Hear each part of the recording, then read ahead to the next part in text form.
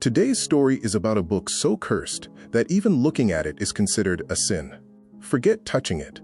But when an innocent child opened it, whatever came out dragged the entire family straight into hell. Hold your breath, because today we're diving into a terrifying building where no one has ever made it out alive. The story begins at a deserted lake where cold winds blow as if some demon is hunting for its next victim. Alex, Sarah, and Jax have come here for a vacation. But something is very wrong with Alex. She lies on the bed all day like a lifeless body making strange, unsettling noises. Worried, her friend Sarah goes to check on her, but Alex doesn't respond. So Sarah sits beside her and starts reading a book. Suddenly, when Sarah looks up, her soul freezes.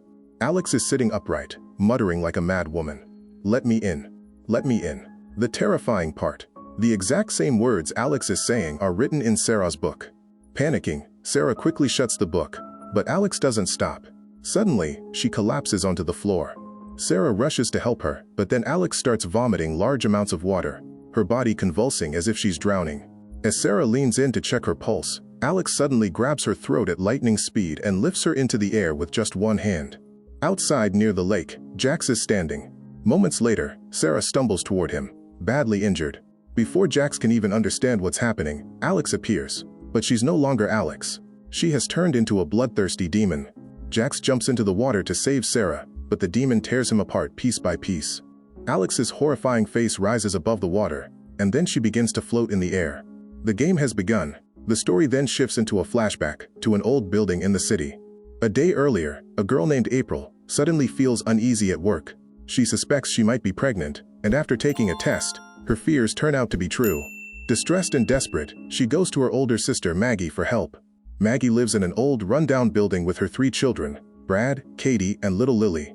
Life is already difficult for her. When April arrives, she notices how badly damaged the building is. She learns that the building is scheduled to be demolished within a month, and Maggie has nowhere else to go. Little Lily tells April that there's a creepy story famous about this building. They say it used to be a bank where a cashier hanged himself after getting caught stealing. And if you walk around with coins in your pocket, that ghost will hear the jingling sound and snatch all your money. April just laughs it off, saying, "Ghosts aren't real." But suddenly, the atmosphere in the house turns heavy. April had brought a gift for her brother-in-law, but the moment everyone sees it, they go silent. Maggie sends the kids out to grab some pizza, and then tells April that she's divorced now. Her husband left them. As the 2 sisters start talking about their personal struggles, they have no idea the real horror is about to rise from beneath the ground. Maggie is still very upset with April. She tells her that 2.5 months ago when she was in serious trouble she called her twice. Once when her boyfriend was leaving the house. Angry, Maggie says that when she needed her the most, April was nowhere to be found. And now that everything is over, she suddenly shows up. April quickly apologizes and explains that she was so busy touring with her music band that she never even checked her voicemail. Then April reveals her secret. She's pregnant without being married, and she doesn't know what to do. As the sisters grow emotional, Maggie's kids, Brad, Katie, and Lily, are just returning with pizza, when suddenly a massive earthquake shakes the entire building. In the chaos, they drop the pizza while trying to save themselves. When the shaking stops, a deep hole has opened up in the parking lot. Brad shines his flashlight inside and spots something down below. It looks like an old vault. Thinking it might be some kind of hidden treasure or a stash of money, he ignores his sister's warnings and climbs down into the dark hole. Down there, he finds old photographs, crosses, and a strange box covered in crosses, as if something inside was being sealed away. When he opens one of the packets, a swarm of cockroaches bursts out. Brad shoots them away and discovers an ancient leather-bound book, along with some old records. Believing they might be valuable antiques, he takes them and heads back upstairs. When Maggie and April see the book, something feels off. Katie reaches out to touch it. Just then, the book's sharp thorns sliced into his finger.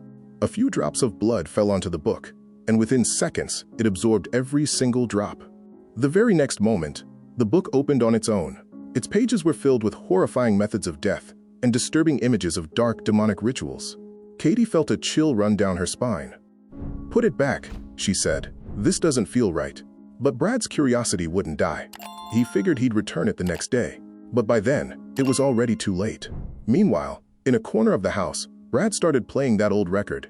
At the same time, little Lily was in the bathroom playing with water. Suddenly, she felt something grab her hand from beneath the surface. She thought it was probably Aunt April trying to scare her.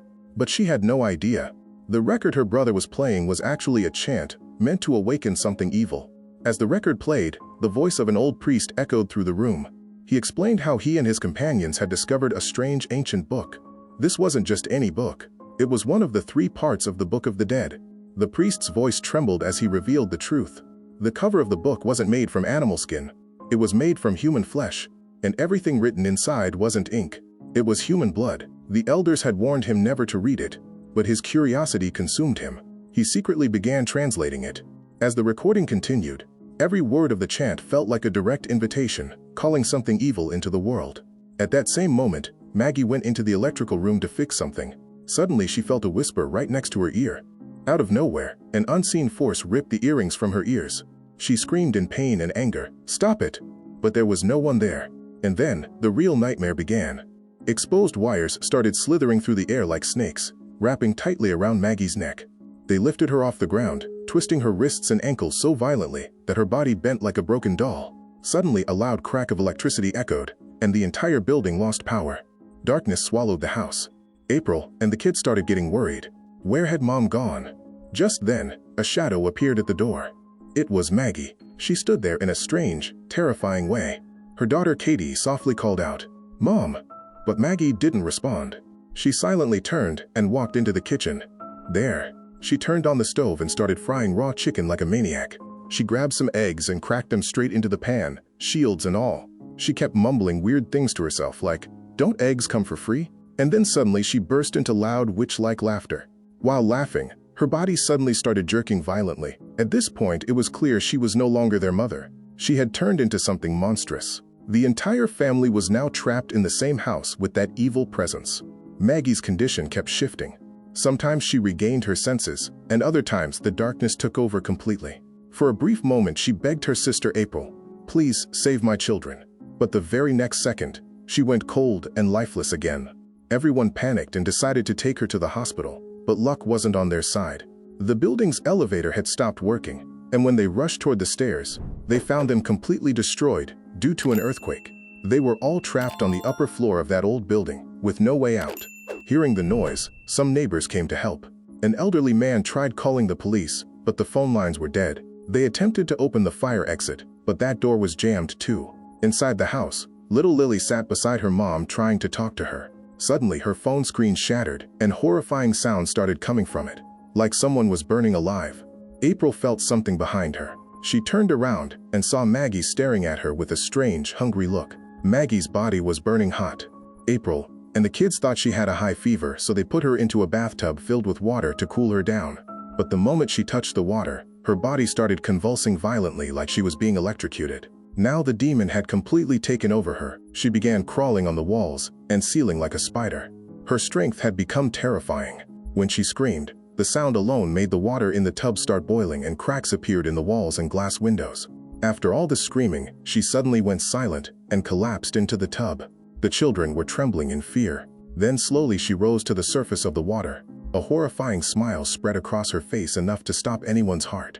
Her son Brad, crying uncontrollably, kept calling out, "Mom, Mom." But the demon said in a cold, chilling voice, "Your mom is in hell now." Then it began crawling toward them like some kind of animal. The evil presence stood in the middle of the room, staring at everyone as if deciding who to kill first. Suddenly, it lunged at April and Brad. April tried to stop it, but the demon was unbelievably strong. It lifted her like she weighed nothing and threw her across the room. Their eldest daughter, Katie, gathered her courage and tried to protect her mom. But the demon played a trick. It started pretending to be their mother again, crying and begging, "Please save me." The moment Katie stepped closer, its true face was revealed. With a terrifying laugh, it said, "Now I can finally get rid of you blood-sucking kids." Then it attacked Katie so brutally it bit off her tongue. Luckily, her brother Brad jumped in, just in time to save her. Just then, a neighbor's voice echoed from the hallway. The demon got distracted and smashed through the door, rushing outside. Like a rabid dog, it began attacking people, biting anyone in its path. One poor neighbor tried to stop it, but the demon grabbed him and killed him mercilessly. That shadow had such dark power that anyone who came near it was instantly doomed. Risking her life, April pulled the kids inside, slammed the main door shut, and blocked it with chains and heavy furniture. Terrifying banging sounds echoed from outside, but after a while, everything went silent. When April peeked through the door hole, her soul froze. Outside looked like a graveyard. An old neighbor was firing his gun at the demon, but the bullets had no effect. In the blink of an eye, the demon killed him too. For now, the demon couldn't get inside the house, so April and the kids were safe, at least for the moment. April quickly opened a window and screamed into the darkness. "Help! Is anyone out there? Please help us!" Outside, heavy rain was pouring down, drowning out April's screams so no one could hear her. Inside the house, the eldest daughter, Katie, noticed something horrifying. Her mom's face had started to look exactly like the creepy illustrations from that cursed book. She snapped at her brother, Brad, and the two began arguing. April quickly stepped in to calm them down, because right now, surviving was far more important than fighting. April and Brad moved to the other side, trying to understand the deadly book. Meanwhile, little Lily was left alone in the hall. Suddenly, she heard a soft, sweet voice coming from behind the door. The same lullaby her mom used to sing to her when she was little. Lily thought maybe her mom was okay again. At the same time, Katie's condition started getting worse. The wound on her face turned dark, and a strange black liquid began oozing from her nose and ears. It was a clear sign that the evil from the book had started spreading inside her too. Meanwhile, innocent little Lily climbed onto a chair and peeked through the keyhole. Her mom was standing with her back turned, gently coaxing her with sweet words. "Open the door, honey. We'll be a happy family again." Lily fell for it. The moment she unlocked the first latch, the demon revealed its true form and lunged at her. Just in time, April and Brad rushed in, pulled Lily back inside, and locked the door again. But there was no time to relax. When April turned around, she saw her niece Katie facing the wall, moving in a disturbingly unnatural way. When April asked what she was looking at, Katie slowly turned around, chewing something like a maniac. Her face had completely changed. She looked terrifying, crawling like an animal. Katie lunged toward April. April tried to kick her away, but it had no effect. Grabbing a large pot nearby, April smashed it over Katie's head, knocking her out for a moment. But as soon as Brad arrived, Katie got back up and started chasing them all over the house. Things had gotten so bad that April realized only God could save them now. She thought maybe the old recordings might hold some clues to surviving this nightmare. Even though it was extremely dangerous, she had no other choice. April turned on an old generator and played the third and final recording. She told the kids to hide in one place, then went into the room alone to listen to it. There she heard the priest's trembling voice. The priest revealed that he himself had already fallen victim to the demon, and that this evil force was targeting everyone without discrimination. The most terrifying part was that the Book of Death couldn't be burned or torn apart. The only way to contain it was to lock it inside a vault. And yes, there was only one way to stop these demons: burn them alive. At that very moment, Katie, who had been tied up, suddenly came back to life and broke free from the ropes. She lunged at her younger sister Lily, but their brother Brad stepped in as a shield. A brutal fight broke out between them. Katie had completely turned into a monster now. She was leaping through the air, attacking wildly and screaming like a maniac. Mocking Brad, she said, "I told you not to touch that book. Now face the consequences." Brad knew he had made a mistake, but now he had to save his sisters. When Katie launched a deadly attack on him, Brad showed courage. He grabbed a flammable spray nearby and, using the flame from the kitchen stove, blasted her with fire. Within seconds, Katie's body started burning like a barbecue. After a fierce struggle, he finally set that demonic presence ablaze. As the fire spread through the house, it seemed like everything was finally over. But outside, another demon, Maggie, slipped into the room through the ventilation pipe. April was listening to the priest through her headphones and didn't realize what was happening until she saw the witch in the mirror. Startled, she stepped back and grabbed a screwdriver. But what could a screwdriver possibly do against an immortal creature? Meanwhile, Brad and Katie were now fully under the demon's control. The three of them started laughing together and said, "Before sunrise, all of you will be dead." April and Lily ran toward the elevator to save their lives, but the elevator had turned into something like a pool of blood. Red liquid began seeping out from the buttons and beneath the floor. It felt like they were about to drown in it. And then something truly horrifying happened. Maggie, Brad, and Katie's bones and bodies began to fuse together, twisting and merging into one, until all three of them became a massive, disgusting monster. But April didn't lose her nerve. She grabbed Lily in her arms and slid down the elevator shaft using a thick rope, heading toward the parking level. Somehow, they made it down, but that gigantic creature was crawling after them through the pipes. In the parking area, April found her sister's car keys. They tried to escape, but the heavy iron shutter was jammed. April desperately struggled to force it open while the monster crept closer and closer. It turned into a terrifying game of hide-and-seek between them. The moment the shutter opened just a little, April tried to push Lily outside. But suddenly, the monster grabbed Lily's leg and dragged her back inside the parking lot. The shutter slammed shut, leaving April outside.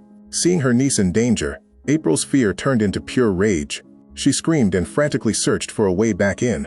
She had made up her mind. No matter what it took, she wouldn't let that demon touch Lily. The battlefield was set. On one side stood the massive three-headed monster, and on the other, April. April opened fire with her shotgun, blasting the creature repeatedly. It staggered for a moment, just enough for little Lily to hide under a car. At first, April had the upper hand, but then the monster hurled a heavy chain at her. She lost her balance, slipped, and her gun flew out of her hands. The creature with its many limbs crawled toward her like a spider, getting dangerously close. April tried to grab the chainsaw, but the monster caught her again and switched the machine on. Death was right in front of her. At the last second, Lily showed incredible courage. She rushed in and turned off the machine, saving April's life. Now the chainsaw was in April's hands, and the monster stood right in front of its blade. Lily was crying, but she still found the strength to press the button. Like a lioness, April lunged at the creature and shoved it straight into the machine. What followed was horrifying. Its body was torn apart, pieces flying everywhere. In the end, only the monster's head remained.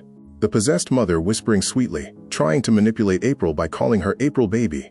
But April was beyond mercy. With one final strike, she erased the monster completely. With this, the story ends.